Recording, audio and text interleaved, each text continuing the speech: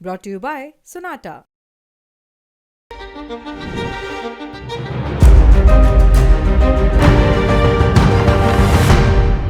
शुरू से ही मेरा सपना रहा है कि मैं देश और पूर्वोत्तर क्षेत्र के लिए कुछ करूं।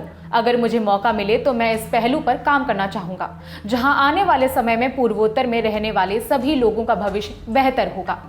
2021 बैच के आईएएस धीमन चकमा ने जब यूपीएससी पेपर पास किया था तो उनके इस बयान की खूब सराहना हुई थी। उन्होंने कहा था कि उनका सपना है कि वो देश के लिए कुछ करें। आज उनके इंटरव्यू की ये बातें इसलिए याद की जा रही हैं क्योंकि आईएएस धीमन चकमा रंगे हाथों 10 लाख रुपए की रिश्वत लेते हुए पकड़े गए हैं। 8 जून की देर रात ओडिशा विजिलेंस ने एक्स पर जानकारी दी। धीमन चकमा आईएएस 2021 बैच उप कलेक्टर धर्मगढ़ को एक व्यापारी से 10 लाख रुपए की रिश्वत लेते हुए पकड़ा गया। व्यापारी को उनके व्यवसाय के खिलाफ कार्रवाई करने की धमकी दी गई थी। इसके अलावा उनके सरकारी आवास पर तलाशी के दौरान 47 लाख रुपए नगद बरामद किए गए। इंडिया टुडे से जुड़े अजय नाथ की रिपोर्ट के मुताबिक सूत्रों ने बताया, उप कलेक्टर ने कथित तौर पर शिकायतकर्ता से कुल 20 लाख रुपए की रिश्वत मांगी थी और धमकी दी थी कि अगर मांग पूरी नहीं की गई तो उसके व्यवसाय के खिलाफ एक्शन लिया जाएगा। शिकायतकर्ता ने विजिलेंस विभाग से संपर्क किया, जिसके बाद आईएएस को पकड़ने के लिए पूरा प्लान बनाया गया। 8 जून को धीमन चकमा ने शिकायतकर्ता को धर्मगढ़ में अपने आधिकारिक सरकारी आवास पर बुलाया, जहां उसने पहली किश्त के रूप में 10 लाख रुपए लिए।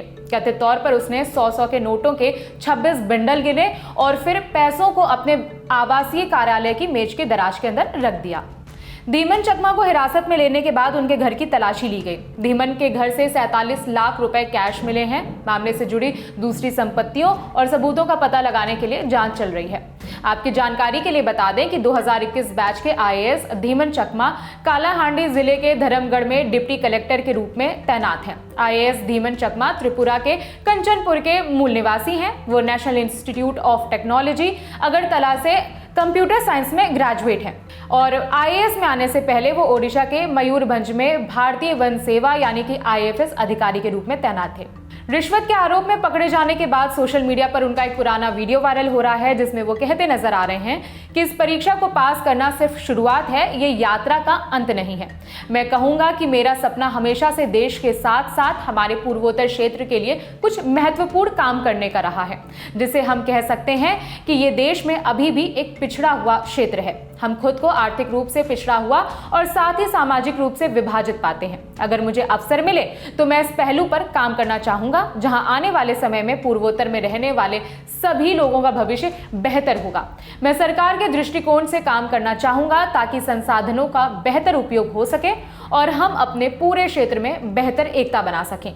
देश के लिए बेहतरी की बात करने वाले आईएएस धीमन पर फिलहाल रिश्वत के आरोप की जांच चल रही है। मामले में अगर कोई जरूरी अपडेट आता है तो हम आप तक पहुंचाएंगे। जानकारी जुटाने में मदद की है हमारे साथी अर्पित ने। मेरा नाम है विभावरी। देखते रहिए दिल्ली टॉप।